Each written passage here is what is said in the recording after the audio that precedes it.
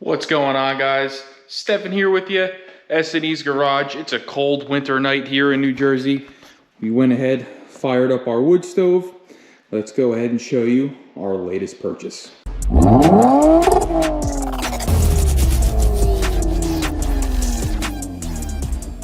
So don't ask me how I did it, but I happened to find another red 2007 Camry in dire need of some help. So this is a base model LE Camry that a dealer at the time that it was new upfitted it with a special edition soft top or rag top package. So you'll see here it comes with a nice billet grille. It's got the gold emblem package. It's got the rag top. It's got the aftermarket dealer installed leather with heated seats. It's got the aftermarket wood trim with a nice Camry logo there on the dash. And as we come to the back, you'll also see it's got the duckbill spoiler followed with some more gold emblems and a actually rather weathered exhaust tip. So body-wise, this car is actually in really nice shape. The paint is halfway decent. We do have some tree sap on here that we're going to have to clean up. This car did sit under a tree for quite some time. And the funny thing about it is it starts, it runs, it drives, and mechanically it's okay, but it is having some drivability and check engine light issues that we're going to have to dive into here on the channel. Just giving it a quick once over, we can see this car has some beautiful, nice new hand-cooked Kinergy ST tires. This car was definitely taken care of by the original owner.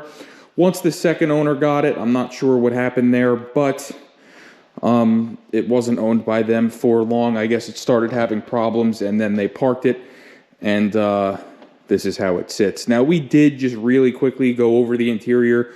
We sprayed down the leather, we cleaned the door panel, so it does look a bit better than it did when we got it home. But we do still have some work to do here on these floor mats and other areas of the car. The leather seats actually held up pretty well. There is a couple of marks here that I couldn't get out, probably from a car seat for a child or something like that.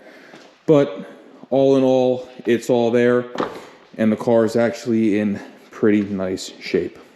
So under the hood here, you'll see a couple of things. Number one, we have an aftermarket mass airflow sensor. If you know anything about Toyotas, you know that is a huge no-no. And that's part of either our problem or that was replaced to try to correct our problem. And obviously it didn't, because it still has that problem. You'll see the battery is rather old and leaking some acid here. It is from 2018, so that will probably need to be replaced. And then we are missing the beauty cover here for the valve cover, so that is something that, you know, if I can find one cheap enough, I will go ahead and replace.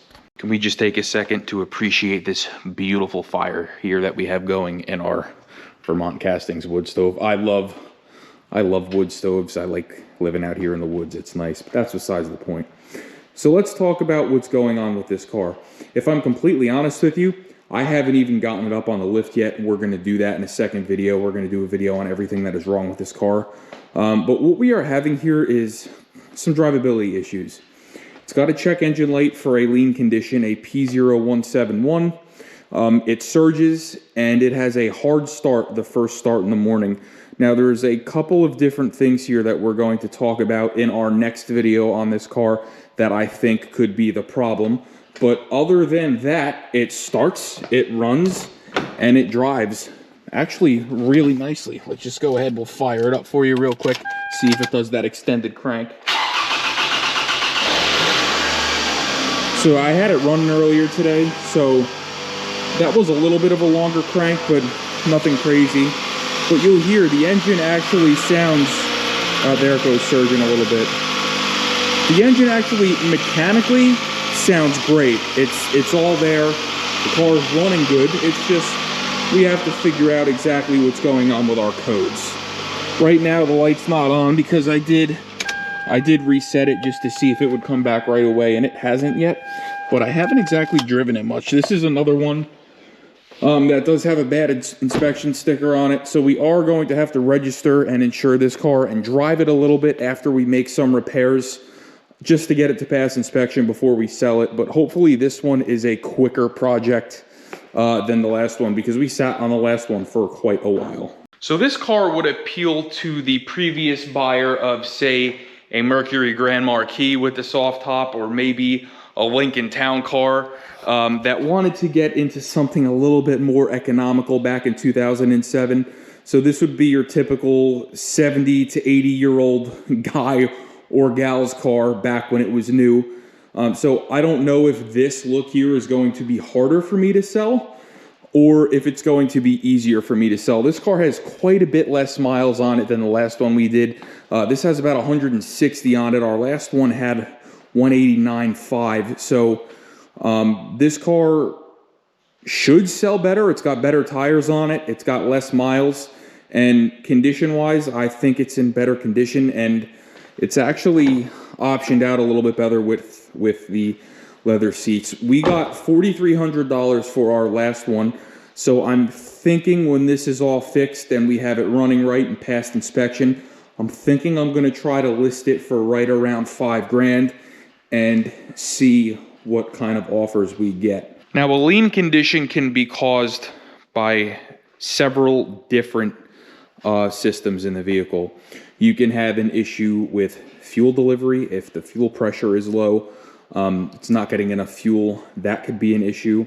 You can have an issue with the electronic control side of the things, whether it be from a feedback sensor like an oxygen sensor or a mass airflow sensor, or it can be a mechanical issue as far as gaskets, vacuum leak, canister or purge valve, being stuck open, things like that. There are a ton of different things that can cause a lean condition, and it's actually pretty hard to diagnose if you don't have another code followed by it. So for example, if we had a lean code and a mass airflow sensor code, that would point me to the mass airflow sensor. I wouldn't be looking at the lean code, I would be looking at the mass airflow sensor. But being that we only have the lean code, it doesn't really give us much to go by.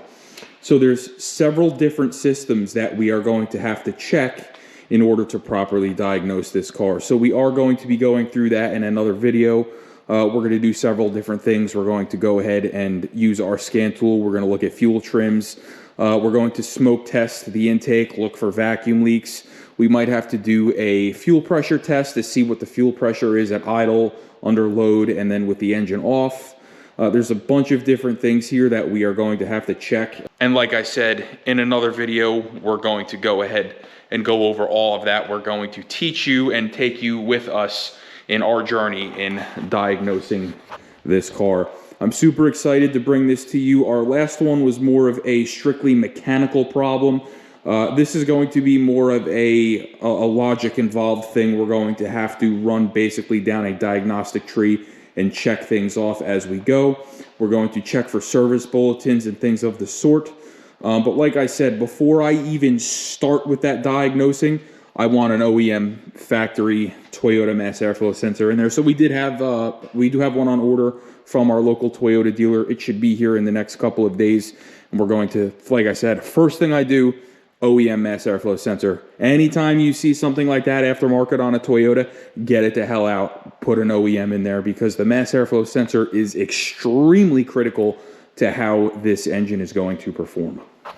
Now, I've never had a car with a soft top or a faux soft top here, so if any of you have had something like this, please let me know how to best clean this. I don't know if I should use a brush, because that might make it all like fuzzy, you know what I mean? I don't want to power wash it because I don't know how it's going to respond to that. So if you've had one of these, let me know the best way to clean it and kind of bring this special edition soft top Camry back into shape. I want this car to look the part. I want it to look nice.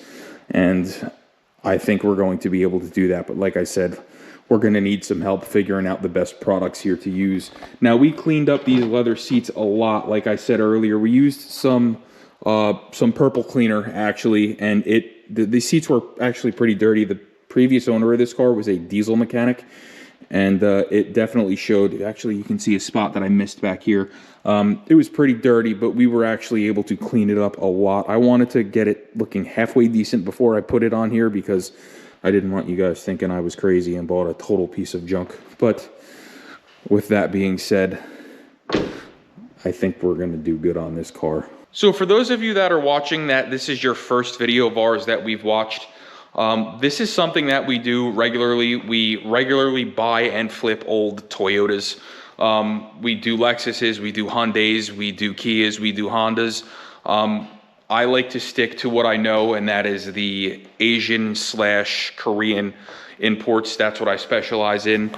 And I'm very good at fixing these cars. It's kind of like I said, it's my niche. So this is what we do, and whatever we do here and feature on the channel, we do right, and we show you the correct way to do things. So if you're watching and that's kind of what you like, then do us a favor, hit that subscribe button and keep up to date here with what we are doing, because I promise you're gonna like the content. Now, I've already gone ahead and priced out a bunch of different things for this car. I actually have an intake manifold gasket that'll work for it.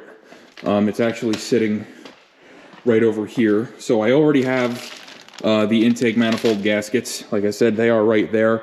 The fuel pump for this car, because it is a California and it is a PZEV, or a partial zero emissions vehicle, this is going to have a very, very, very expensive fuel pump. This fuel pump from Toyota is $600. And all of the fuel pumps that are listed on Rock Auto explicitly state that they are not for a California car. So that fuel pump could quite literally wipe out our whole profit on this car. We did overpay for this car a little bit because it runs in drives. We paid $2,000 for it. Still quite a bit below market value. Like I said, I think we can get at least $4,500, $4,800. We're going to try to list it for $5,000. But if I'm spending $700 on a fuel pump plus $200 for that mass airflow sensor, and then whatever else we have to do to this car, whether that's brakes or suspension work, I usually like to double my money on a car. And if I'm already, if I have to put a fuel pump in it, that's not going to happen. So hopefully we make some money on the content, but we're going to have to see what happens. I don't think I'm going to do as well on this one as I did with the last one as far as profit, but I do think that with the price that we paid for this, even though I think we overpaid a little bit, I don't think that we can lose, because after all, it is a Camry. People know how reliable they are. And the used car market, believe it or not, is still pretty viable as far as people looking for them, because new cars are still just so expensive and interest rates are high. So people are really just looking for cars that they can buy and drive for a couple of years. So thank you guys so much for watching. Please stay tuned if you want to follow this project. Like I said, we're going to get this thing up and running, tip-top shape, and then we're going to go ahead and see what we can get for it. So please like, share, subscribe, stay tuned. We got a lot coming on this car. In the next video, we're going to go ahead and set it up on our lift. We're going to get underneath it, and we're going to check it out completely underneath mechanically, check the suspension, check the brakes, check the exhaust. We're going to check everything out, and we're going to go over what we need to do to fix it. So like, share, subscribe, and we will see you guys next time.